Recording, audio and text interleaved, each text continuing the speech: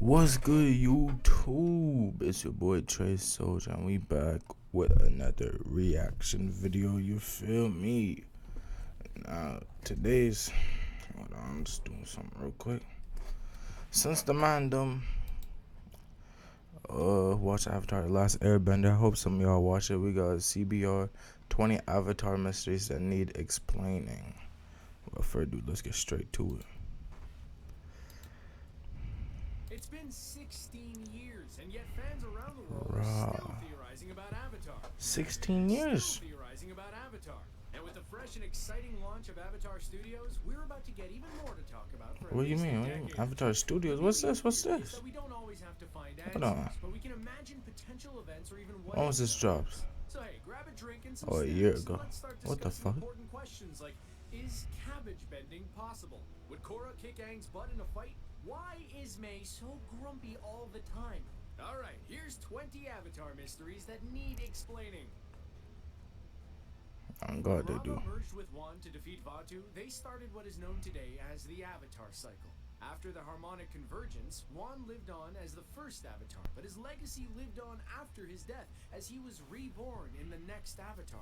There have been mentions about Korra being the reincarnation of Aang, and Aang that of Roku, but what is actually reincarnated? We know for a fact that Rava can still manifest as her original self, as seen when Unalaq pulls the spirit out of Korra. But is it really each Avatar that's reincarnated, or only their memories living through Rava? Since Tenzin meets Aang in the Fog of Lost Souls, what might be transferred from one host to the other might not be a reincarnation of one, but simply Rava and her memories through previous Avatars. While Iroh is known as the Dragon of the West, we all know that he didn't slay the last living dragon. But Iroh's meeting with the Sun Warriors, and by extension the two dragons, Ren and Shaw, remains shrouded in mystery. Oh, so what travels from one to the next, the mans are asking. Yeah, I guess the memory. Yeah. Since the Sun Warriors are believed to be extinct, how did Iroh stumble upon them? Did he meet them the same way Aang and Zuko did? And was he alone when he did? Since he was the general of the Fire Nation army back then, wouldn't he have traveled with a few soldiers? There's a lot of mystery still hanging in the air about Iroh and the Sun Warriors' encounter.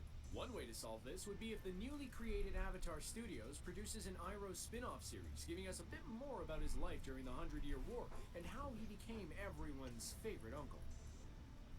Saying that Zuko's family is weird is quite an understatement. While there's tons of strange things going on with the Fire Nation royal palaces, there's also something peculiar happening in the outside world. While the royal family has made it got the nose ringing. feared, and even more so since Fire Lord Azulon ascended to the throne and almost wiped out an entire nation, it seems that they go unnoticed when outside the palace's walls. When Zuko and Azula traveled to Amber Island for a vacation, none of the other kids seem to recognize the prince and the princess. Whether or not Ozai only allows his face to be known throughout the Fire Nation, it still feels a bit weird that the two most famous teenagers in the whole nation would not be recognized. There might be a secret rule we don't know about, or they just might be too scared to end up engulfed in blue flames, so they play it cool. One burning question that pretty much everyone has when it comes to Toph's storyline in Korra is who are her children's fathers? Because it seems that there were two men in her life. One of them might just be Satoru, the son of the Fire Nation man Loban, who founded the Earth and Fire refinery with Toph's father, Lao Beifong. Toph met Satoru during the comic book The Rift, when Aang tried to revive the Yangchen's festival in Cranefish Town. There's a crystal clear attraction between the Earthbender and the Fire Nation boy, but since they had to battle the vengeful ancient spirit General Old Iron, things between them were left unexplored so far. But with the comic books still being published, we might get to know if the two eventually ended up together and who that second mystery man will be. For the only waterbender of the Southern Water Tribe, Katara was surprisingly skilled. Very confused with that one. Water into shards of ice, to healing wounds, and to one of the most impressive skills, bloodbending, Katara has shown off the amazing extent of her bending art more than once. But something technically doesn't make sense about how she uses her powers. When she uses water to blast through wood or metal using water whips, it seems unlikely that it would actually cut through. While the way she does it makes for a very cool effect animation-wise, water could only cut through metal at a very high pressure point for one, but also at a straight angle. The curvy way her water hits steel objects would basically only make them wet, or maybe dent them a little. Niggas hate. Since Sokka I put guess so so. much effort into the making of his space sword made out of That's meteorite, the Katara shit. It's just like how niggas like could people see Aang's airbending? Who knows? it's a bit of a mystery why he didn't go searching for it after it fell into the Wulong Forest. During the same event, he even sacrificed his trademark boomerang to save Fire Nation soldiers from falling from an airship down to their death below. While the boomerang is easily replaceable, although it holds symbolic value, the blade made out of meteorite ore is quite a rare item. The comics haven't addressed this issue yet, but an interesting future trilogy featuring Sokka and Toph using her seismic sense to find the space sword would be one cool quest to include for the comic books, or a future limited series. I guess so. While I guess. waterbenders have access to greater energy when the moon is Brown hanging high in flying the sky, and fireball. more so during solar Fall. eclipses, Fireball. firebenders are the total opposite. Niggas Their main cannot source speak, of bro. energy is a giant burning star floating right in the middle of our solar system. When the moon hides the sun, firebenders literally lose their ability to bend fire, so their powers are linked to a star. This is where the whole Sozin's Comet thing makes little sense. When the comet passes near Earth, firebenders become overpowered, as we've seen when they defeated the air nomads. But there's just one slight problem. A comet does not really emit any fire itself. Made of ice and dust, it would make more sense that it would power up waterbenders or earthbenders. The fire surrounding the comet is only the consequence of the comet entering the Earth's atmosphere, and not an initial part of a flying rock. The mysterious lion turtles might have been granted more screen time during Korra's Avatar the last lion turtle? What What the hell? the fate of the last lion turtle? When Aang was trying to come up with a way to stop Fire Lord Ozai without having to end his life, he stumbled upon what is believed to be the very last lion turtle. These gigantic beasts that were once the protectors of mankind are rumored to have been brought to extinction by the humans themselves after they were allowed to keep various types of elemental bending abilities. The last time we saw one of those creatures, they gave Aang the power to energy bend and set sail to who knows where. Hopefully, future Avatar Studios productions will reveal a bit more about what happened. That would be fire to learn about this. Ah, shut your mouth, bro. Valorant. Bro, is Valorant on consoles, bro? Maybe I'll try it. Stills. Small tribe avatar. Tribes within the Four Nations is that we don't know much about them. As I mentioned earlier in the entry about Iroh, the Sun Warriors are kept as a mysterious tribe believed to have been extinct. But other smaller tribes, like the Siwang Desert Tribes or the Foggy Swamp Tribe, do not have such a desire to stay hidden. The Foggy Swamp Waterbenders have helped in the effort to bring down Ozai and his tyrannical rule, which could have brought them onto the stage of politics, but as somewhat confirmed in the Legend of Korra, it wasn't so much the case. This makes me wonder what would happen if the next Avatar was born into one of these isolated tribes. The Air Nomads, the Fire Nation, the Water Tribes, and the Earth Kingdom all have their own way to test if a child is truly the Avatar. But what about the others? This is something the legend of Genji seems to explore with their sand-bending Avatar Genji, who was born in the desert and not discovered as the Avatar even in his late teens. Zuko and Mei might both be the worst and best match ever seen in an animated series. While the series ends with them together, they actually broke up in the comic book The Promise, as Mei finds another boyfriend named Kalo. But, good news for the Zume ship, the two broke up, but there's still a chance that Mei actually might be Izumi's mother.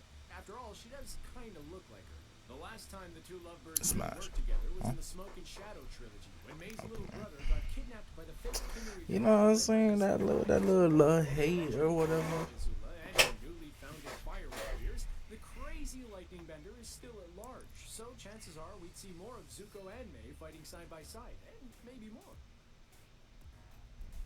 One thing that you just did a little smash and dash, bro. Peculiar about animals in the Avatar universe is the fact that some of them can bend elements. Well, that and the fact that a lot of them are weird mixes between species, like the adorable turtle ducks and the weird-looking cat gator. Flying bison can airbend in order to float around the world.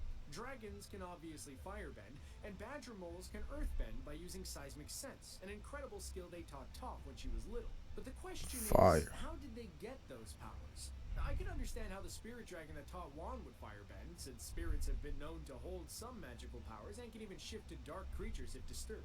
But there's still a lot of mystery behind the fact that Avatar's fauna are born with natural elemental bending abilities. Are they the result of hybrid spirit animals and regular animals mating? A Discovery Channel style show about these hybrid animals might be one good way to find out. Remember Bosco, that adorable dancing bear who was often accompanying Earth Kingdom's King Quay? For a while, Quay and Bosco Big set Bosco. out on a journey across the world as the Earth Kingdom abandoned him, but the king eventually returned to reclaim his throne after the end of the 100 Years' War. We're not quite sure what happened to that huggable fluff of hair, but it seems that his fate might have been a grisly one, pun intended. It was implied in the legend of Korra that Bosco was eventually served on a plate for the horrible Earth Queen Hao Ting. Now, one would think that the creators of the show would not be so cruel as to have Hao Ting eat Bosco, right? Wrong. In a DVD commentary, both of them actually confirmed that indeed, Bosco ended up as a meal for the Earth Queen. Fuck, While there bro. are 4 official nations that can be found in the Avatar map, it seems that this does not actually reflect the reality of the franchise's world. For instance, there are actually 2 kings in the Earth Kingdom, the crazy White Lotus member Bumi in Omashu, and King Quay, or later on Queen Hao Ting, in the walled Bossing Se. The same can somehow apply to the Fire Nation, as on one side we have the Fire Lord ruling from the Fire Nation capital, and the Sun Warriors having their very own singular culture. When it comes to the water tribes, we have the northern and southern ones, which are so far apart that they highly differ in cultural identity. Of course, there's also the Foggy Swamp tribe and the Si Wong tribes, but for a time, there was also the so-called Fifth Nation introduced in the Rise Kyoshi of Warriors. This group, led by Tagaka in the novel, were a diverse group of pirates coming from various corners of the world. In some ways, this was an early, slightly illegal version of the public city where nations mix. Okay then. Unlike Zuko, Azula Bro. never got to have her redemption arc, but does she really deserve it? No, not really. Azula is a very interesting She definitely deserves it, bro. Stop playing. After trying to impress her fire daddy to compensate for her mother's fear towards her, Don't say that, Tylee big and man. May's betrayal, and Zuko siding with Team Avatar, Azula completely lost her mind. The pressure to become a fitting tyrant like her father was so strong that she eventually ended up in an insane asylum, but was released by Zuko in the search to help find her mother Ursa.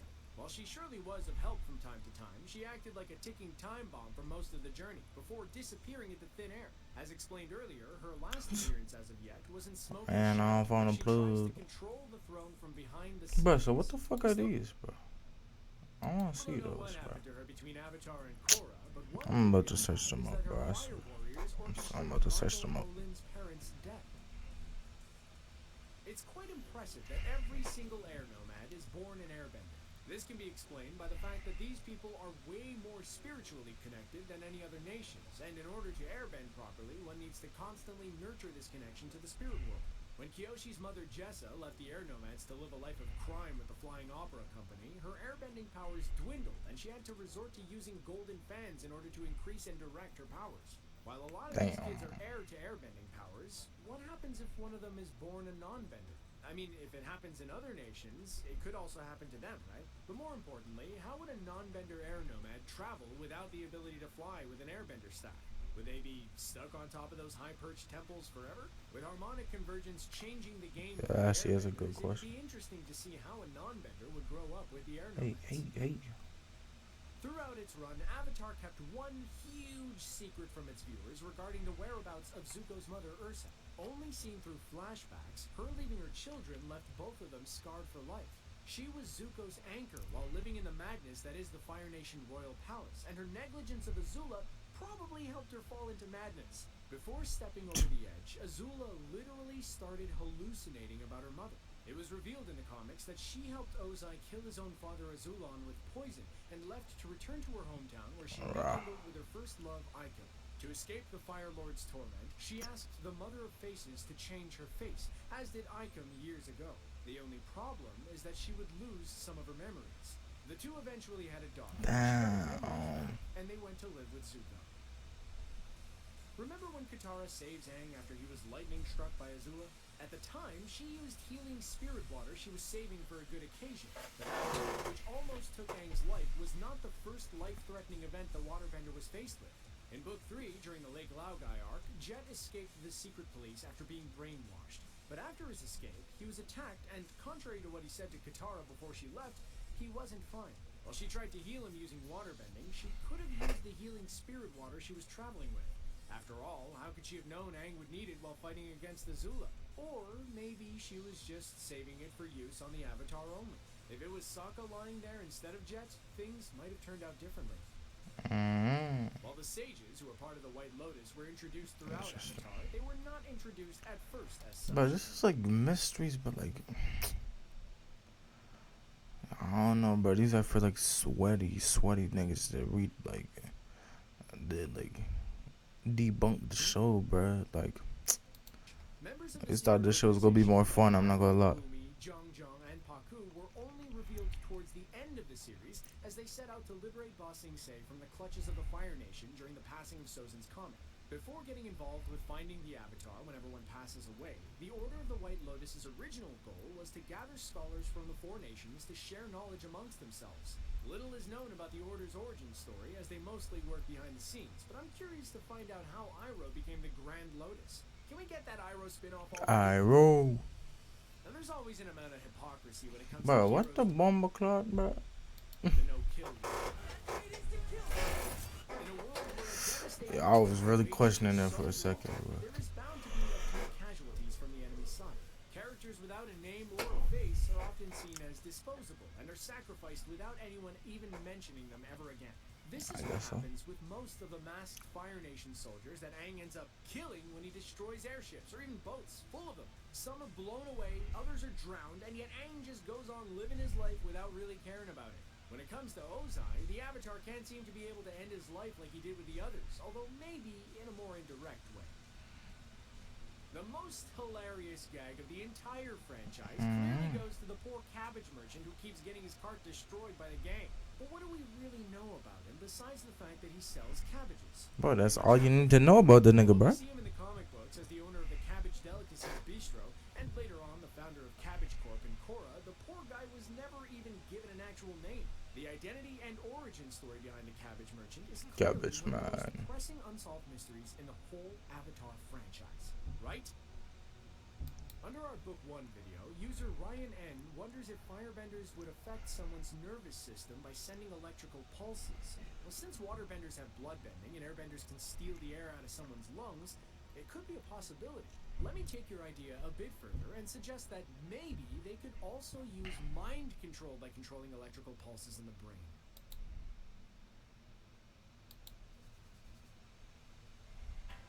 Interesting, I guess.